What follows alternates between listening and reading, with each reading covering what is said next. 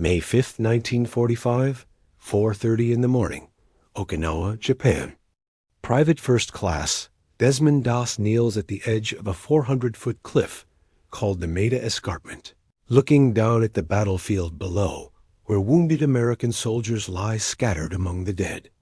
The Japanese have counterattacked during the night, have driven the Americans off the cliff top, have killed or wounded dozens of men who now cry for help from the exposed slope.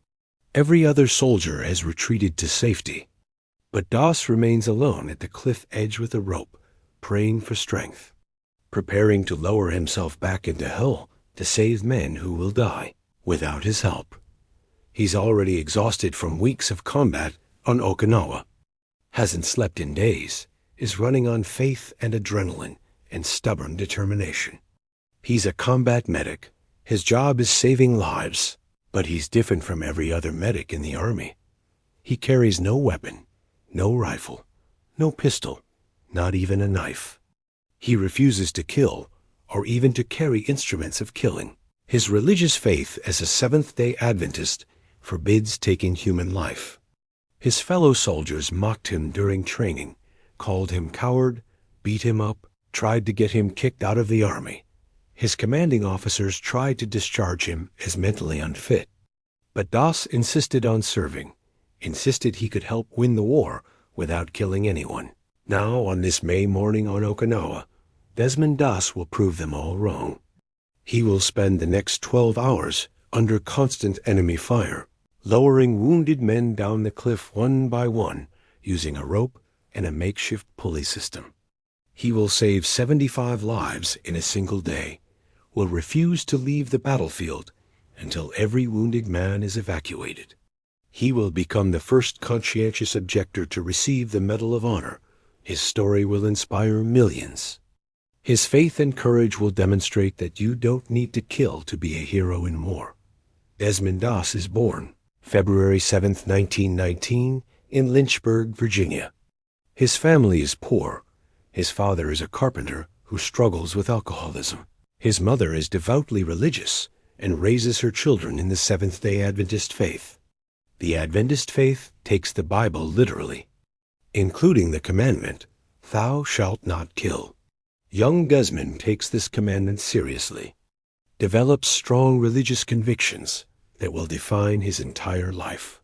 He attends church every Saturday, observes the Sabbath strictly, refuses to work from sundown Friday to sundown Saturday. A childhood incident strengthens his conviction against violence. Desmond and his brother are fighting. The fight gets serious. Desmond picks up a brick and nearly kills his brother by hitting him in the head. The sight of blood pouring from his brother's head terrifies young Desmond, makes him realize how easily anger can lead to killing. He vows never to hurt anyone again, dedicates himself to helping people rather than harming them. He studies first aid, dreams of becoming a doctor, wants to save lives instead of taking them. When Pearl Harbor is attacked in December 1941, Desmond feels conflicted. He wants to serve his country, believes in defending America against aggression, but his religious faith forbids killing. He works at a shipyard in Newport News, Virginia, doing essential war work that exempts him from the draft. But he feels guilty about staying home while other men fight, feels he should serve somehow. He learns that the Army has a provision for conscientious objectors. Men who refuse to kill for religious reasons can serve as medics. In April 1942, Desmond volunteers for the Army as a conscientious objector, requests assignment as combat medic. This means he'll go into battle with infantry units, will face the same dangers as riflemen, but will carry no weapon and will focus solely on treating wounded soldiers. The Army accepts him, but many of his fellow soldiers and his officers do not. Basic training at Fort Jackson, South Carolina, becomes a nightmare of harassment and persecution. The other recruits think Desmond is a coward. They can't understand someone who refuses to carry a weapon, but still wants to fight. They call him a yellow belly, beat him up in the barracks, steal his Bible, make his life miserable hoping he'll quit. The officers try to discharge him, call him mentally unfit, argue that a soldier who won't kill is useless. Captain Jack Glover, who commands his company, particularly despises Desmond, tries everything legal and some things probably illegal to force him out of the army. Desmond refuses to quit, endures the harassment, completes his training, qualifies as a medic. He excels in first aid training, demonstrates exceptional skill at treating injuries, proves he's not a coward by volunteering for every dangerous assignment. But his officers remain skeptical. They don't want him in their unit, don't trust a soldier who won't carry a rifle. When Desmond's unit, the 77th Infantry Division, ships out to the Pacific in 1944, many soldiers and officers still hope he'll prove himself useless so they can send him home. The 77th Division fights in the Philippines, lands at Leyte in October 1944, engages in heavy combat against determined Japanese defenders.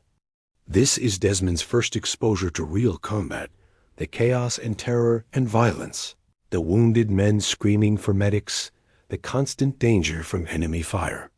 Many medics carry weapons, despite the Geneva Convention protecting medical personnel.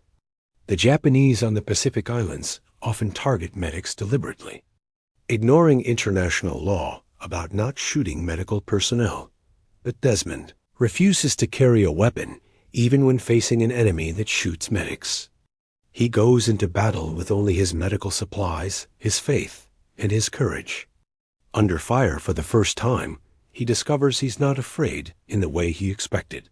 When wounded men call for help, Desmond runs toward them through enemy fire, dragging them to safety, treating their wounds under conditions that terrify most people. His fellow soldiers begin to notice, begin to respect this strange soldier who won't kill, but who repeatedly risks his life to save others. At Leyte, Desmond saves multiple lives, treats wounds under fire, evacuates casualties through difficult terrain. His bravery is obvious. His skill as a medic is excellent. Soldiers who previously mocked him now request him specifically when they're wounded, because they know Desmond will come for them no matter how dangerous the situation. Captain Glover, who tried to discharge Desmond, now admits he was wrong, says Desmond is one of the bravest men in the company. After the Philippines campaign, the 77th Division prepares for the invasion of Okinawa, a large island just 340 miles from mainland Japan. Okinawa will be the largest amphibious assault in the Pacific War. Over 180,000 American troops will land. The battle will last 82 days and will be one of the bloodiest of the entire war. The Japanese have 100,000 troops defending the island. They've prepared extensive fortifications. They will fight fanatically because Okinawa is Japanese territory. Losing it means the Americans are on Japan's doorstep. That the 77th Division lands on Okinawa on April 1, 1945, Easter Sunday. The initial landing is unopposed. The Japanese have pulled back to prepared defensive positions in the island's interior. For the first few days, the advance is easy. Then the Americans reach the Japanese main defense lines, and the fighting becomes brutal. The Japanese are defending from caves and bunkers and fortified positions. They have to be blasted out with flamethrowers and explosives. Every yard of ground costs American casualties. The Maeda Escarpment, which the Americans call Hacksaw Ridge, is a sheer cliff 400 feet high that dominates the surrounding terrain. The Japanese have fortified the top of the escarpment with bunkers and trenches. They can see the entire American approach. Their machine guns and mortar command all the approaches. Taking Hacksaw Ridge is essential to the American advance, but will be incredibly costly. On April 29th, Desmond's company is ordered to assault Hacksaw Ridge. They climb the cliff face using cargo nets and rope ladders, reach the top exhausted, immediately come under heavy Japanese fire. The fighting on top of the escarpment is savage, hand-to-hand combat in some places. The Japanese counterattack repeatedly. The Americans hold by sheer determination. Desmond moves through the chaos, treating wounded men, dragging them to covered positions. Working continuously despite exhaustion and fear, the battle continues for days. The Americans hold the cliff top during daylight. The Japanese counterattack at night. Casualties mount on both sides. Desmond barely sleeps, spends his time treating wounded, evacuating casualties, praying for strength to continue. His fellow soldiers marvel at his stamina, his bravery, his absolute refusal to quit, even when exhausted beyond normal human limits. He seems to be everywhere wounded men need help, appears out of nowhere when someone calls for a medic. Saves lives through skill and determination and faith. On May 5th, after a week of fighting on Hacksaw Ridge, the Japanese launch a massive counterattack before dawn. They drive the Americans off the cliff top, inflict heavy casualties, force the survivors to retreat down the cliff face. By the time the attack ends, dozens of wounded Americans lie on the escarpment. Some in no man's land between the lines, others on the exposed slope of the cliff, all in immediate danger of being killed by Japanese soldiers, who patrol the battlefield killing wounded. Every other soldier has retreated to safety, but Desmond remains at the cliff edge. He can hear wounded men calling for help, knows they'll die without evacuation, knows someone has to save them. He's exhausted, terrified, has every reason to retreat with everyone else. But his faith compels him to stay. His conscience won't let him abandon wounded men. He prays for strength and begins the work that will earn him the Medal of Honor. He finds a rope, ties it to a tree stump at the cliff edge, fashions a crude pulley system using a double bowline knot he learned as a Boy Scout. He lowers himself over the edge, crawls through the battlefield under Japanese fire, finds wounded men, drags them to the cliff edge one by one. He straps each man into a sling he's improvised from the rope, lowers them down the 400-foot cliff to safety, then goes back for another. The work is exhausting. Each wounded man weighs 150 to 200 pounds. Dragging them across the battlefield, lifting them into the rope sling, lowering them down the cliff requires strength Desmond shouldn't have after days without sleep. The Japanese fire at him constantly. Bullets crack past his head. Mortar rounds explode nearby. Several times he's nearly killed, but keeps working. Between each rescue he prays, "Lord, please help me get one more." He saves one man, then another, then another. He loses count of how many, just keeps working, keeps praying, keeps returning to the battlefield for one more wounded soldier. The day stretches into afternoon, then evening. Desmond has been working for over 12 hours without rest. His hands are bleeding from the rope. His body screams for rest. But wounded men still need help, so he continues. Other soldiers watch from below in amazement. They can see Desmond on the cliff edge, can see him lowering men to safety. Can't believe one man is doing this alone. They count the men coming down, one after another. Keep counting, lose count, start over. By the end of the day, they estimate Desmond has saved between 75 and 100 men. An impossible number for one exhausted medic working alone under fire. Finally, as darkness falls, the last wounded man is evacuated. Desmond has saved every wounded soldier he could find, has worked for 12 hours straight, has accomplished something that seems superhuman. He climbs down the cliff, collapses from exhaustion. His fellow soldiers surround him with respect and admiration. Men who once called him a coward now call him a hero. Officers who tried to discharge him now recommend him for the Medal of Honor. But Desmond's war isn't over. He continues serving with his unit, continues treating wounded through the remainder of the Okinawa campaign. On May 21st, 2 weeks after his heroics at Hacksaw Ridge, Desmond is wounded by a grenade that peppers his legs with shrapnel. He treats his own wounds, refuses evacuation, continues working until the next day when he's wounded again. This time seriously enough that he must be evacuated. While waiting for evacuation, Desmond sees another wounded soldier who needs help more urgently. Despite his own serious wounds, Desmond insists the other man be evacuated first, gives up his spot on the stretcher. While waiting for another stretcher, Desmond is hit in the arm by a sniper's bullet that shatters his bone. A wound that will require years of treatment and will cause him pain for the rest of his life. Desmond is evacuated to a hospital ship, then to hospitals in Guam, and finally back to the United States. His war is over, but his legend is just beginning. The story of his heroics at Hacksaw Ridge spreads through the Army. Newspapers pick it up. He becomes famous as the conscientious objector who saved 75 lives in one day without firing a shot.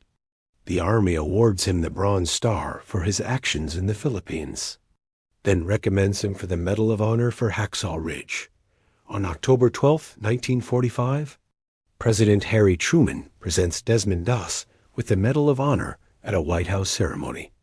Desmond is the first conscientious objector to receive America's highest military decoration. His citation specifically notes that he saved 75 lives at Hacksaw Ridge while refusing to carry a weapon. Truman tells Desmond, "I consider this a greater honor than being president," shakes his hand, thanks him for his service. The ceremony makes national news. Desmond's story inspires millions. Proves that courage and heroism aren't dependent on killing. But Desmond's post-war life is difficult. His wounds require multiple surgeries.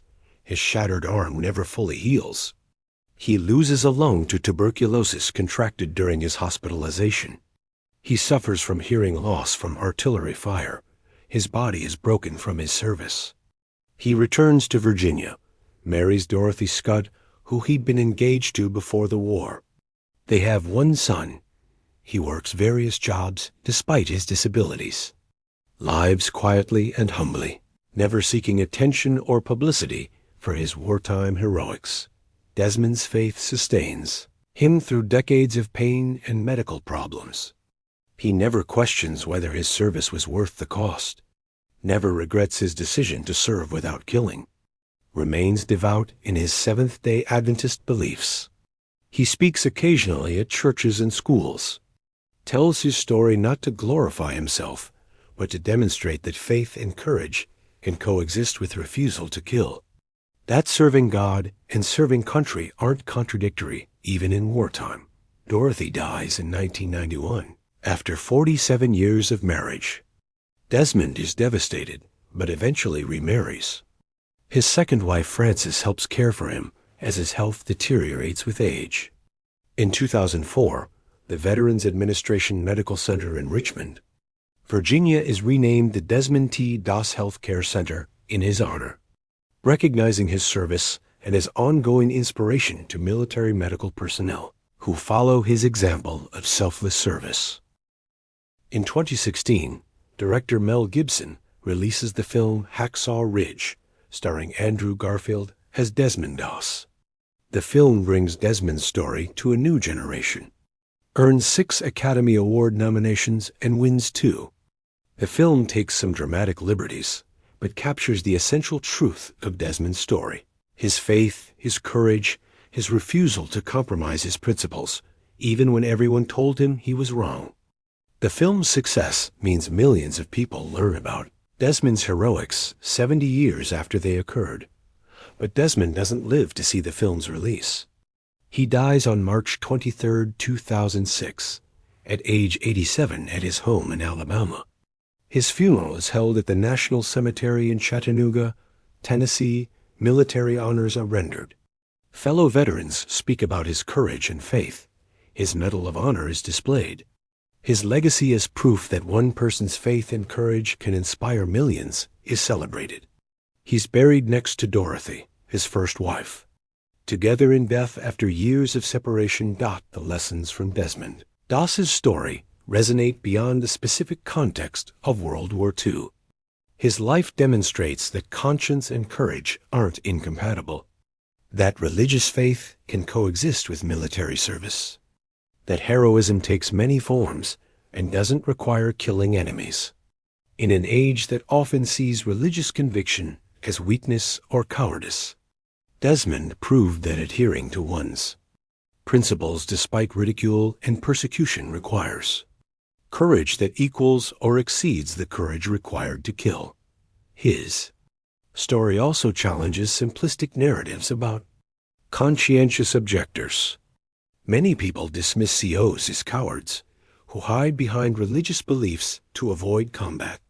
But Desmond Doss faced more danger than most combat soldiers. Worked under fire for hours when he could have retreated to safety. Saved lives while others took them.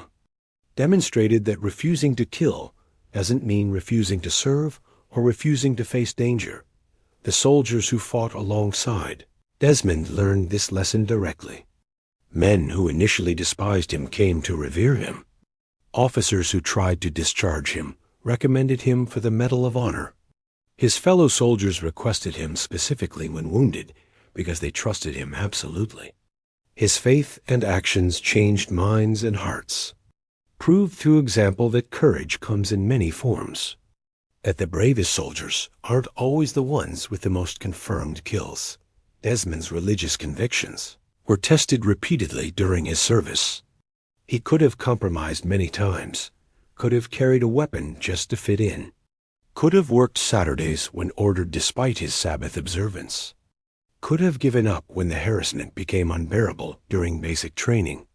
But he never compromised his principles, endured persecution rather than violate his conscience, trusted that God would honor his faithfulness.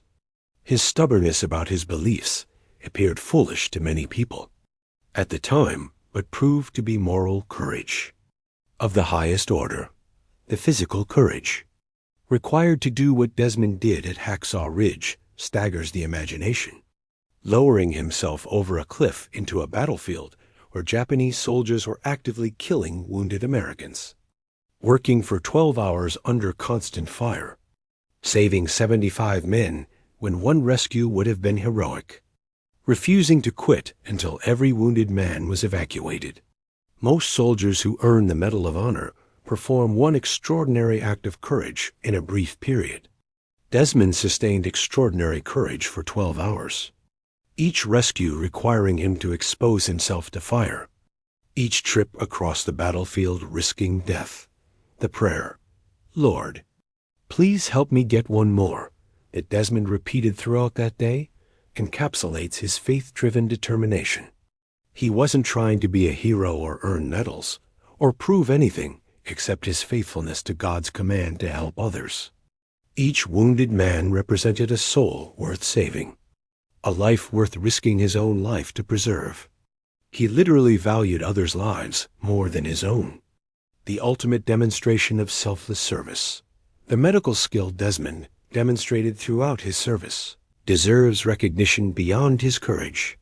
He was an exceptionally skilled medic who knew how to treat wounds effectively under combat conditions, how to prioritize casualties, how to improvise with limited equipment, how to keep wounded men alive long enough to reach proper medical care. His training before the war and his dedication to learning his craft made him effective in ways that courage alone couldn't achieve. He combined faith and courage with skill and knowledge. The toll his service took on his body reminds us that heroism carries costs that extend long past the immediate heroic actions. Desmond's shattered arm never fully healed. His lost lung limited him for life.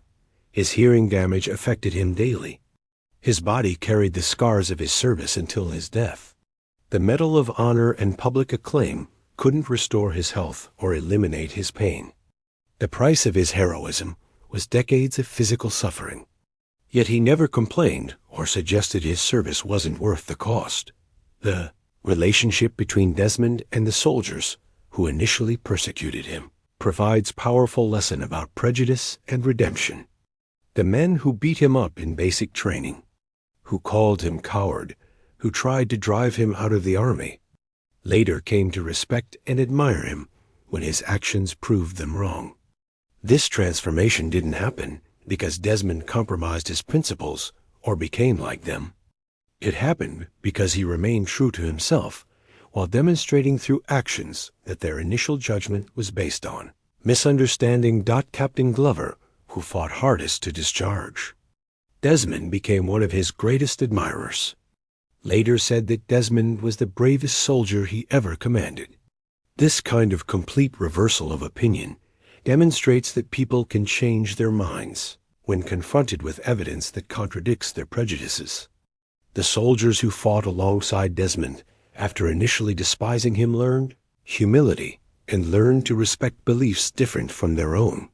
Desmond's example taught them lessons that extended beyond combat to how they viewed people who were different from themselves.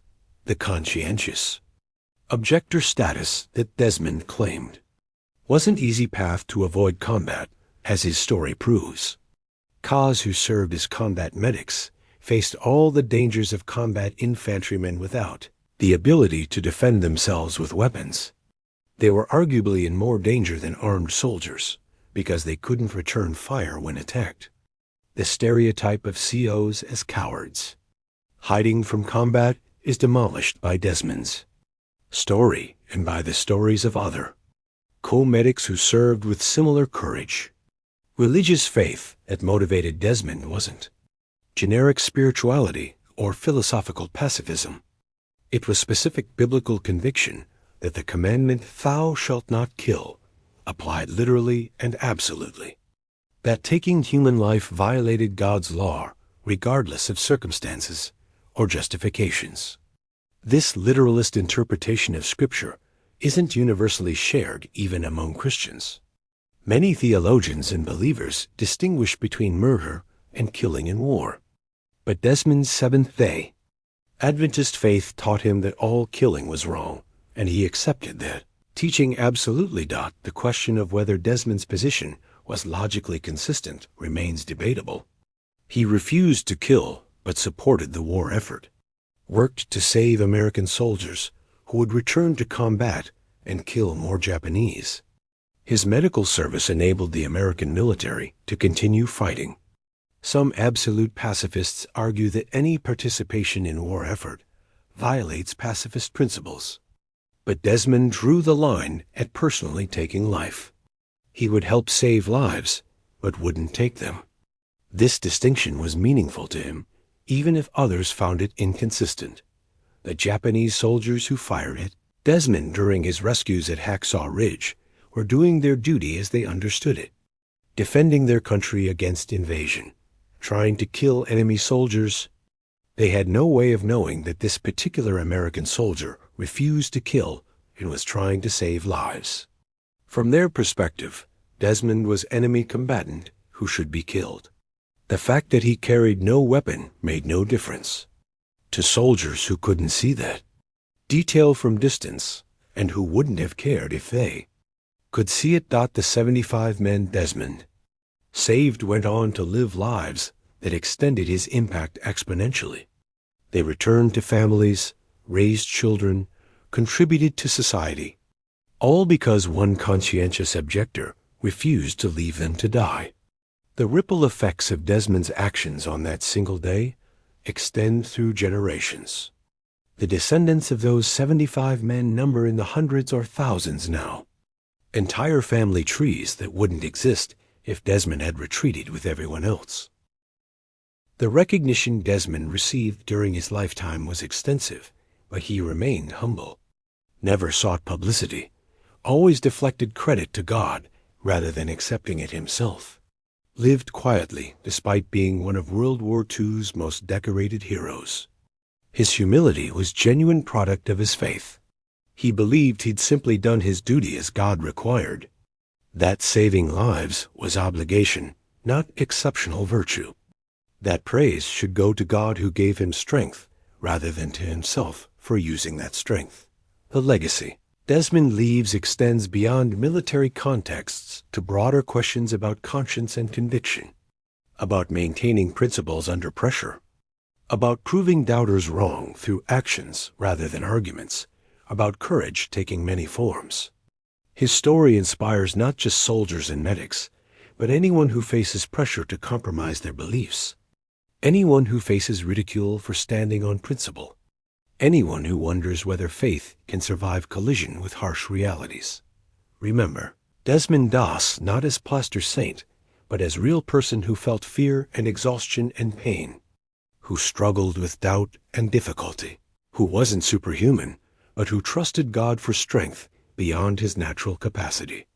Remember that his heroism wasn't single moment, but sustained courage over months of combat, repeated choice to help others at risk to himself, daily decision to maintain principles despite easier alternatives. Remember that he proved courage doesn't require killing, that the bravest warriors aren't always those who kill the most enemies. Remember, the soldiers who initially persecuted Desmond and who later came to revere him, their transformation demonstrates that prejudice can be overcome, that people can change their minds when confronted with evidence contradicting their assumptions. That respect must be earned through actions, but once earned can be absolute. Remember that Desmond never sought to prove himself to doubters, but simply remained faithful to his convictions. The vindication came naturally from his actions, not from arguments about his beliefs. Remember that. Desmond's story isn't argument against all military service or all soldiers who carry weapons. He fought alongside armed soldiers and respected them, saved their lives without judging their choices. His conscientious objection was personal conviction, not condemnation of others. Remember that diversity of roles in military includes medics and chaplains and others who serve without killing. That armies need healers as well as warriors. That honoring one role doesn't diminish others. This is Desmond Doss. Born 1919, died 2006. Conscientious objector who became war hero. Medic who saved 75 lives in one day without firing a shot. Man of faith who proved that courage and conscience can coexist. His Medal of Honor citation says he refused to seek cover and remained in the fire-swept area with the many stricken, carrying them one by one down the escarpment. These dry official words capture heroism beyond normal human capacity, sustained courage powered by faith, service to others that defines the highest ideals of both military and religious dedication. He was once called coward by men who didn't understand him, was beaten and mocked and nearly discharged. But he proved through actions that the bravest soldier isn't necessarily the one who kills, but might be the one who saves. His story challenges easy assumptions about war and peace, about courage and conviction, about what it means to serve your country while remaining true to your conscience. Remember Desmond Doss, medic, hero, man of faith, proof that one person living their convictions can inspire millions and can save lives that ripple through generations.